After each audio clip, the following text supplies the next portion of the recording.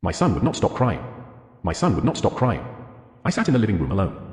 The house seemed to shift at every scream he would bellow from his room. I tried to close my eyes and center myself. Crying was normal. I knew this might happen when I became a mother. People warn you about the hard times, but you can never really know until it happens to you. I managed 2 deep breaths before the wailing started again. The sound was a cheese grater against my eardrum.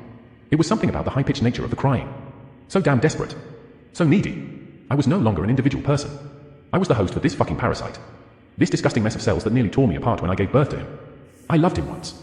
I really did. I tried so hard to do right by him. I let him sleep in my bed. I rocked him back and forth, his heavy skull pressed against my neck like a noose. He puked everywhere. His insides were always on my clothes or on the floor. Nothing felt clean. The screaming continued and I turned the TV on as a distraction. I didn't watch the DVD again. Instead I found some cartoons. I turned the volume all the way up. Maybe the squeaky voices of the animated animals would drown out his goddamn bellowing. But it only made the worse.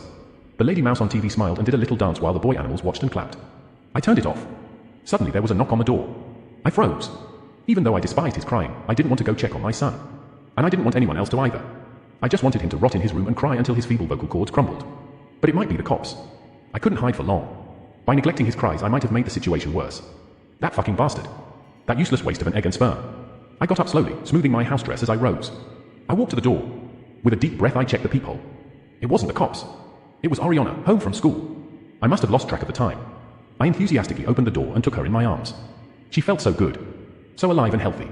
She stepped back and dropped her backpack off her shoulder. Why was the door locked? Just for safety, baby, I told her sweetly. Now there's something I need to tell you. What? She looked worried. Poor girl. Let's go upstairs. I took her hand in mine.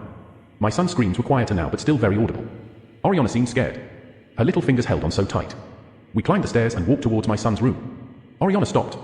I don't want to go in there, she murmured. Don't worry, baby, I said softly, petting her black curls.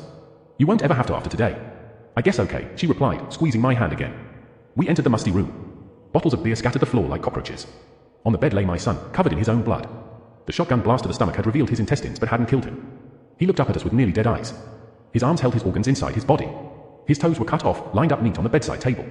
His voice was close to death. I'm sorry, he whispered. A grin spread across my face. Oriana did not seem scared anymore. She looked at me and smiled. Did you do this, Nana? I kissed her forehead. I saw the video your dad made. What he did to you was not your fault. I knew he had to pay for what he did. The crying had almost completely ended. It was just small whimpers now. He will never hurt you again.